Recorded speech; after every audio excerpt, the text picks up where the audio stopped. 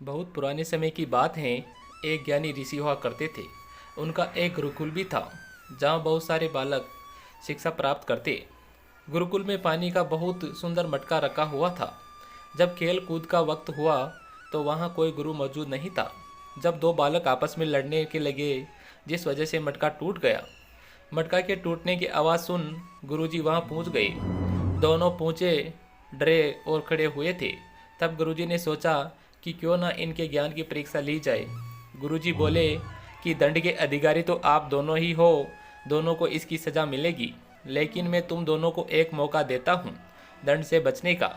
गुरुजी ने दोनों के हाथों में एक एक मुर्गी थमाते हुए बोले कि इस मुर्गी को जो सबसे पहले मारकर मेरे पास लाएगा, मैं उसे क्षमा कर दूंगा, लेकिन शर्त यह है कि मुर्गी को वहाँ मारना है जहाँ तुम्हें इसे मारते हुए कोई ना देखे। इतना सुनते ही दोनों बालक मुर्गी लेकर किसी सुनसान जगह की ओर भाग पड़े। पहले बच्चे का नाम था ध्रुव और दूसरे का नाम था महेश। ध्रुव ने वो जगह खोज ली जहाँ कोई भी इंसान नहीं था। ध्रुव ने आओ देखा न ताओ मुर्गी का गला मरोड़कर मार दिया। ध्रुव मरी हुई मुर्गी को लेकर ध्रुव गुरुजी के पास पहुंचा और गुरुजी आश्चर्य में बोले, तुमने मुर्गी को मार दिया? ठीक है, अब महेश के लौटने का भी इंतज़ार करते हैं। महेश को आ जाने दो, आज उसे दंड देकर रहूँगा।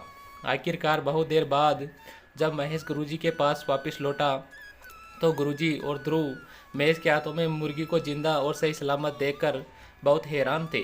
हालांकि गुरुजी मन ही मन बहुत खुश थे, फिर भी गुरुजी ने पूछ ही लिया कि अरे महेश ये क्या है, तुमने इस मुर्गी को क्यों नहीं मारा? महेश थकी हुई आवाज़ में हाँफते हुए बोला, गुरुजी मैं ऐसी जगह खोजने में असमर्थ रहा हूँ जहाँ पर इस मुर्गी की हत्या करते हुए मुझे कोई ना देख रहा हो।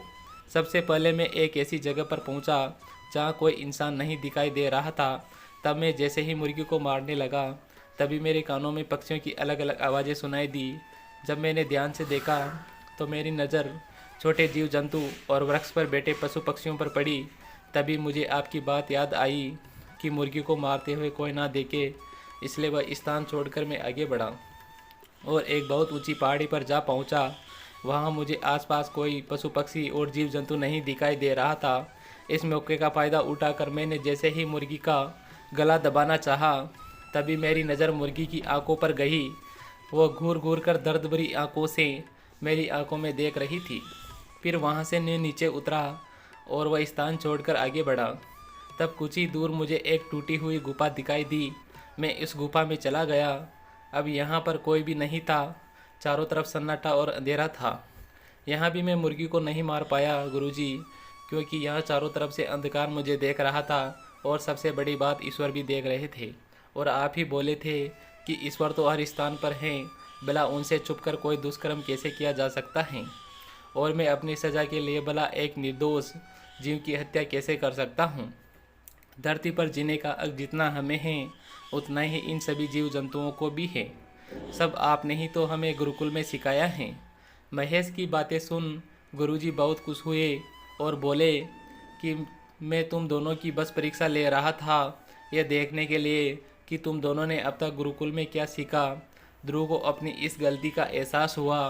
वे गुरुजी के चरणों में गिरकर किए हुए कर्मों की क्षमा मांगने लगा। तो दोस्तों, कहानी कैसी लगी कमेंट और लाइक करें वीडियो को और चैनल को सब्सक्राइब करें। धन्यवाद।